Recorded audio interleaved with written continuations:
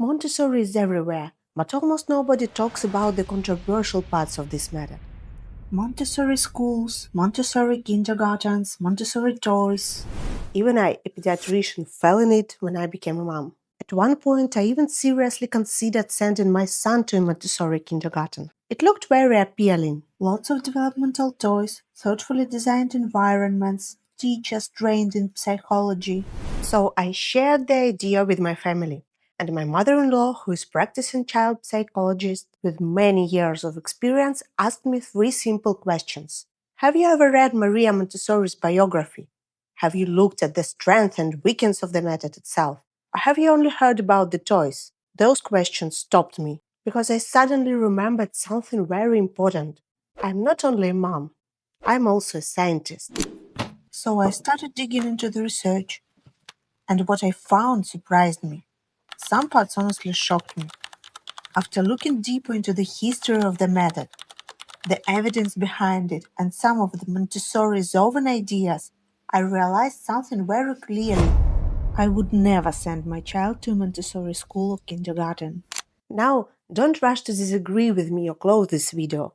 This is not a hate video. Today, I simply want to share what I discovered while researching this topic and my personal perspective on it. You may agree, you may disagree, but I think we can at least talk about it. Support the channel, like, subscribe, turn on the bell, and let's go.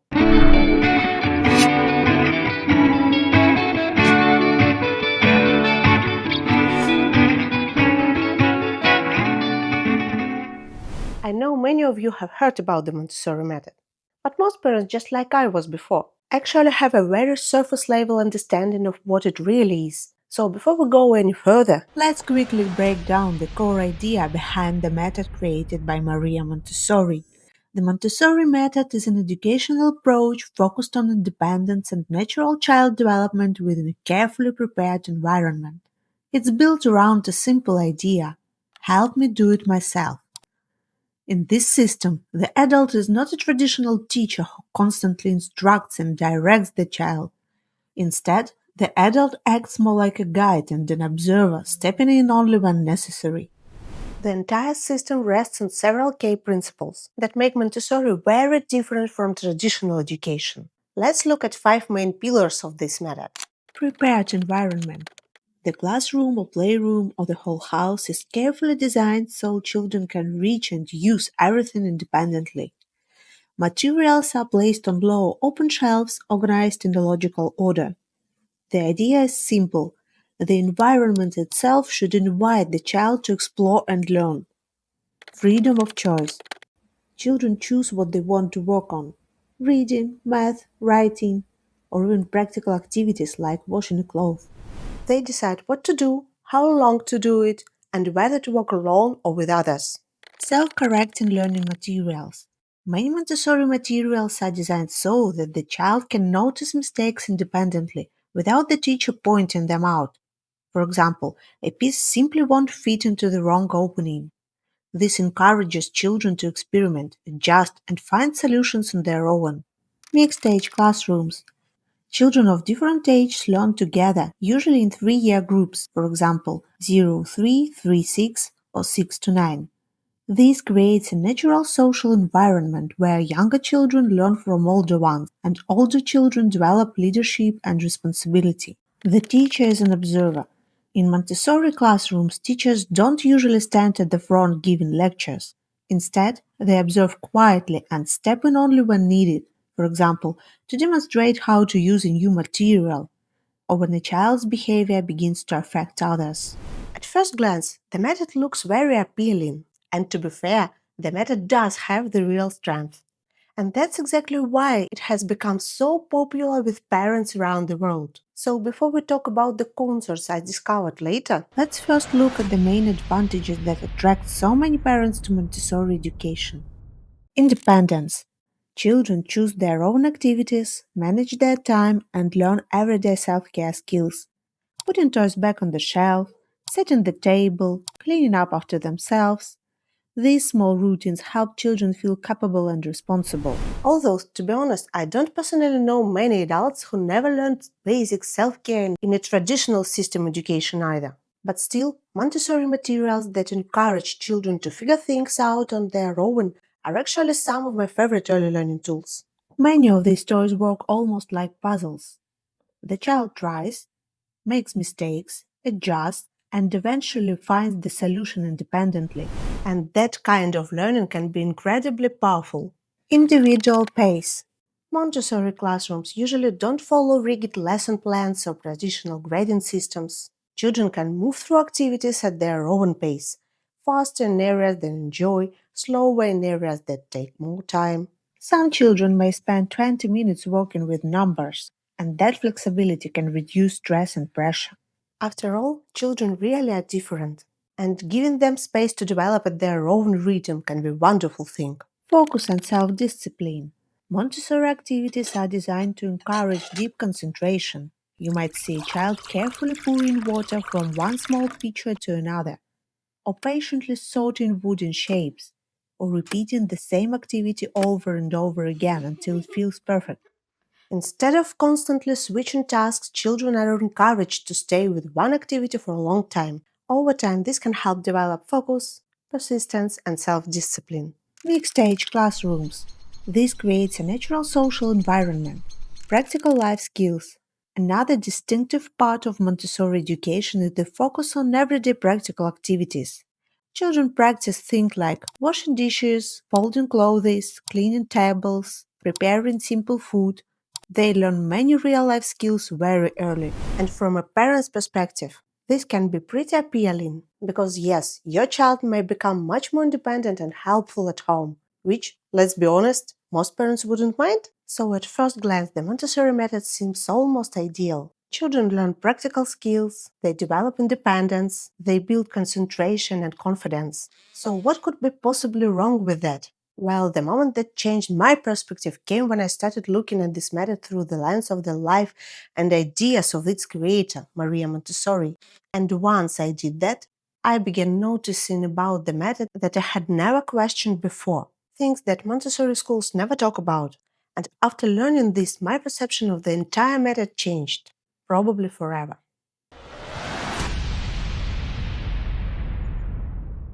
To understand the method better, I think it's really important to look at the person who created it. Maria Montessori was born in Italy in 1870 into a well educated upper class family. From a very young age, she was extremely ambitious. At just 13 years old, she entered a technical secondary school, something almost unheard of for girls at that time. Later, she graduated from medical school, which was even more unusual for a woman in the late 19th century. Pretty impressive, right? But what I personally found even more striking was not her career, it was her personal life. After university, Maria Montessori fell in love with a colleague, a doctor working in the same psychiatric clinic where she worked. Their relationship resulted in the birth of a son, Mario. Her partner reportedly proposed marriage, but Maria refused. She said she did not see herself as a married woman.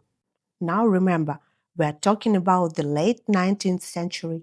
For a woman who had just had a child, refusing marriage at that time was extremely unusual and social risky. But what makes the story even more unusual is what happened next. According to historical sources, Montessori suggested continuing the relationship privately, without marriage and without publicly acknowledging it. And what about the child? Mario was sent to live with distant relatives in the countryside and was raised there during most of his childhood. Montessori visited him from time to time, but she did not raise him herself. At the same time, her career was rapidly developing. And to be fair, she was doing something genuinely groundbreaking. She began developing special learning environments for children between the age of 2 and 7. Small chairs, low shelves, materials designed specifically for children. Many of these materials were created to teach practical life skills, and Montessori noticed something interesting. When children were given freedom of movement, a freedom to choose activities within a structured environment, they often developed spontaneous discipline. Some children with developmental challenges even showed better academic results than typically developing children in traditional schools. This success attracted attention. The system expanded. And eventually it evolved into an institute where teachers were trained to work with children with intellectual disabilities. 6 years later, Montessori opened what became her most famous, Children's House. For the first time, her system was applied to typically developing children. The environment looked very similar to what we now recognize as modern Montessori classrooms. And Montessori herself mostly observed. She watched the children and continued refining her ideas and methods.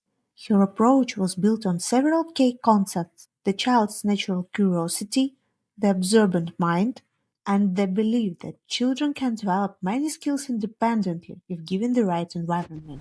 And yes, in many ways, this was revolutionary for education. But there is also another way to interpret these ideas. In Montessori classrooms, children are encouraged to become independent as early as possible.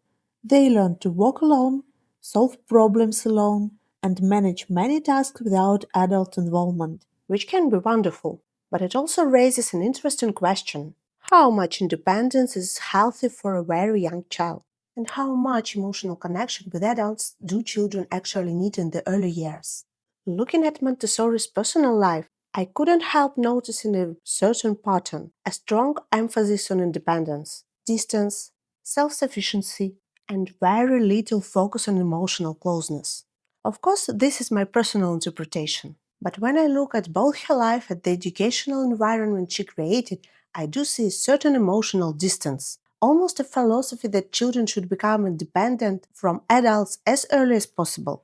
Interestingly, Montessori later reconnected with her son, but this happened when he was already older, when he no longer required constant care, daily nurturing, and the exhausting emotional work of early childhood, when he had already become a more independent person. So once you look at the Montessori method through the lens of Montessori's personal life, some of the potential downsides of the method became easier to notice. Let's highlight in three important ones. Less emphasis on imaginative play and teamwork. Montessori education focuses heavily on individual work and real world tasks. But imaginative play, like pretending, storytelling, or role playing, is often limited or discouraged. And yet, pretend play from around age 2 is one of the key ways children develop emotional intelligence. Think about it. How does a child learn empathy? By pretending to take care of a toy. How does a child practice courage? By refeeding imaginary monsters. How does a child rehearse real life relationships? Through role play. Imagination is not just entertainment, it's emotional training. And this is exactly what I discussed in one of my recent episodes. It might be helpful to watch after this one. Difficult transition to traditional schools. Freedom of choice is one of the most attractive aspects of the Montessori's method. Children can often choose what they want to work and how long they want to focus on it, but the real world rarely works like that. At some point, every child will enter an environment where tasks are assigned, not chosen. Traditional schools require sitting at a desk, following instructions, and completing work on schedule. And for some children who are used to full autonomy, this transition can be difficult. After all, even as adults, we often have to do things we don't practically enjoy, simply because they need to be done. Discipline is part of life, and children eventually have to learn that too. Not ideal for highly active children. Remember how Montessori originally developed her methods while working with children with intellectual disabilities? These methods works very well for children who benefited from calm, structured, repetitive activities. And they can also work beautifully for naturally calm children. But not all children are like that. Some kids are energetic, curious, constantly moving. For very active or hyperactive children, a quiet environment that requires long periods of focused work can sometimes feel restrictive or even frustrating. These children may thrive better in environments that include more movement, group activities, and physical exploration. So, after looking the Montessori method from different angles, its philosophy, its strength, and the life story of its creator Maria Montessori, I came to a very personal conclusion. I would not send my child to Montessori school or kindergarten. For me, this method has too many downsides that rarely discussed. At the same time, I don't think it makes sense to reject the entire approach. Some Montessori ideas are genuinely excellent. Montessori learning materials can be fantastic for early development. encouraging independence, teaching practical life skills, allowing children to make choices. These are all valuable ideas. But like many things in parenting, I believe they work best in moderation, without turning them into a rigid ideology. So this is simply my perspective. You may agree with me, or you may completely disagree. And honestly, I'm very curious which side more of you will be on. Would you send your child to a Montessori school? Let me know in the comments. See you in the next video. Kids by Science, where proven wellness for kids meets real life.